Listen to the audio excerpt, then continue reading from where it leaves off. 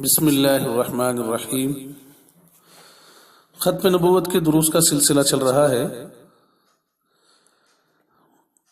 اوپر والی قسط میں آپ حضرات کی خدمت میں بات آئی تھی کہ ناممکن دعوے رد کر دیے جائیں گے جو عقلاً بھی ناممکن ہے، شرعاً بھی ناممکن ہے، یا عقلاً ممکن تو ہیں، شرعاً ناممکن ہے، تو ان دعووں کو قبول نہیں کیا جائے گا۔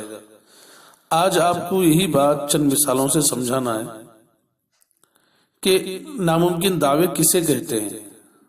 مثال سے سمجھیے، کوئی شخص یوں کہہ رہا ہے کہ اسے دعائیں قبول کرنے کا اختیار دیا گیا ہے، یوں کہہ رہا ہے کہ میں لوگوں کی دعائیں قبول کرتا ہوں، تو یہ دیکھیے ناممکن دعویٰ ہے، شرعی طور پر قابل توجہ ہی نہیں ہے، اس لیے کہ دعائیں قبول کرنا شرعی طور پر صرف اللہ کا کام ہے۔ یہ ایک مثال تھی کہ شریعت میں یہ بات ہمیں بتائی گئی ہے کہ دعائیں قبول کرنے کا کام صرف اللہ کرتے ہیں، اور اگر کوئی کھڑے ہو کر یوں کہے کہ میں دعائیں قبول کرتا ہوں تو اسے رد کر دیا جائے گا۔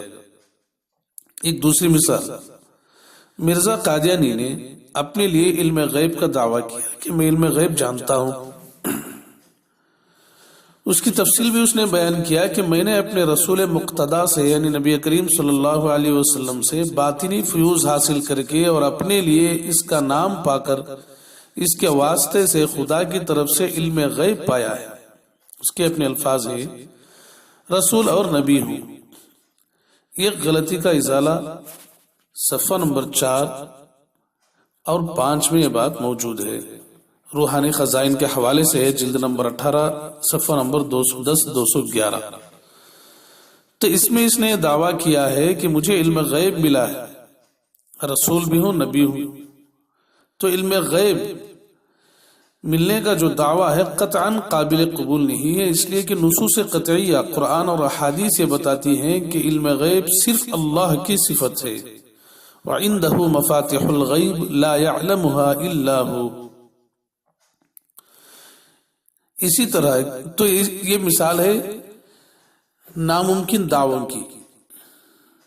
ایک اور مثال ہے، اسی طرح قادیانی کا یہ کہنا بھی باطل ہے کہ نبی کا خاص کمال یہ ہے کہ خدا اسے ایسا علم غیب دے جو بطور نشان کے ہو۔ زمیمہ تریاق القلوب نمبر 5 روحانی خزائن کے حوالے سے جلد نمبر 15 صفحہ نمبر 216۔ تو اس میں اس نے لکھا ہے کہ نبی کا خاص کمال یہ ہے کہ خدا سے اسے ایسا علم غیب ملے جو بطور نشان کے ہو۔ تو علم غیب ایک ہوتا ہے علم غیب اور ایک ہوتا ہے خبر غیب، اخبار غیب۔ علم غیب اللہ کی طرف سے کسی کو نہیں دیا گیا ہے، اخبار غیب دیے گئے۔ غیب کی خبریں انبیاء علیہ السلام کو دی جاتی تھی، نبی کریم صلی اللہ علیہ وسلم کو بھی دی گئی تھی، لیکن غیب کا جو علم ہے مکمل طور پہ وہ تو صرف اللہ تعالیٰ کی صفت ہے، اللہ کے ساتھ اس صفت میں کوئی اور شریک نہیں ہے۔ تو یہ بھی اس کا قادیانی کا ناممکن دعویٰ ہے، اسے رد کر دیا جائے گا۔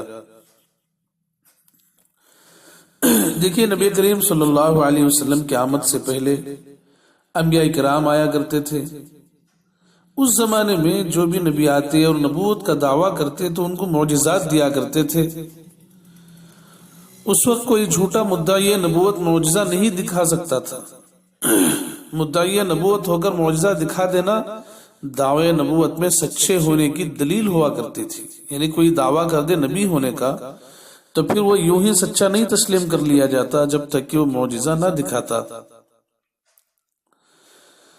لیکن آج کے زمانے میں اگر کوئی نبوت کا دعویٰ کرے تو اس کا انتظار نہیں کریں گے کہ یہ معجزہ دکھائے یا نہ دکھائے، دکھاتا ہے یا نہیں دیکھیں گے، بلکہ جیسے ہی ہم سنیں گے نبوت کا دعویٰ فوراً رد کر دیں گے، اس لیے کہ ختم نبوت اب ثابت ہو چکی ہے نبی کریم صلی اللہ علیہ وسلم سے، اور یہ طے ہو چکا ہے کہ کوئی پیغمبر اور نبی نہیں آنا ہے۔ اب اگر کوئی دعویٰ کرے گا تو یوں کہا جائے گا کہ یہ ناممکن دعویٰ کر رہا ہے۔ تو ناممکن دعووں کی یہ بھی ایک مثال ہے کہ کوئی شخص آج کھڑے ہو کر یوں کہے کہ میں نبی ہوں، میں رسول ہوں، تو یہ بھی ناممکن دعووں کی ایک مثال ہے۔ قرآن اور حدیث کی وہ نصوص جن کا معنی قطعی طور پر ثابت ہو چکا ہے اگر کوئی شخص کھڑے ہو کر ان کا کوئی اور معنی نکالے تو یہ بھی ناممکن دعووں کی مثال بن سکتی ہے۔ مثلا قرآن شریف میں ہے کہ محمد الرسول اللہ، اس سے میرے اور آپ کے آقا محمد رسول اللہ صلی اللہ علیہ وسلم مراد ہے۔ آج مرزا یوں کہتا ہے کہ اس سے مراد میں ہوں، فوراً رد کر دیا جائے گا۔ اسی طرح عیسیٰ علیہ السلام کا لفظ قرآن شریف میں آیا ہے، عیسیٰ علیہ السلام کا نام قرآن شریف میں آیا ہے، وہاں عیسیٰ ابن مریم علیہ السلام مراد ہے۔ آج اگر کوئی شخص کھڑے ہو کر یوں کہے کہ عیسیٰ سے مراد میں ہوں، اس سے دلیل پوچھی نہیں جائے گی بلکہ فوراً اسے رد کر دیا جائے گا۔ اسی طرح قرآن شریف میں لفظ احمد آیا ہے، نبی کریم صلی اللہ علیہ وسلم کی ذات گرامی اس سے مراد ہے۔ قادیانی آج یوں کہتا ہے کہ اس سے مراد میں ہوں، تو اس کا یہ جملہ فوراً رد کر دیا جائے گا۔ یہ جملہ چونکہ ناممکن ہے اس لیے سننے کے بھی قابل نہیں ہے۔ تو یہ ناممکن دعووں کی یہ چند مثالیں تھیں جن سے پتا چلا کہ کوئی ایسا دعویٰ کرے جو شرعاً ناممکن ہو، اگرچہ عقلاً ممکن ہو، شرعاً ناممکن ہو، تو پھر ان چیزوں کو تسلیم نہیں کیا جائے گا بلکہ رد کر دیا جائے گا۔ اللہ تعالیٰ میں ایسے جھوٹے مدعیان نبوت سے بھرپور حفاظت عطا فرمائے۔ وآخر دعوانا ان الحمد للہ رب العالمین۔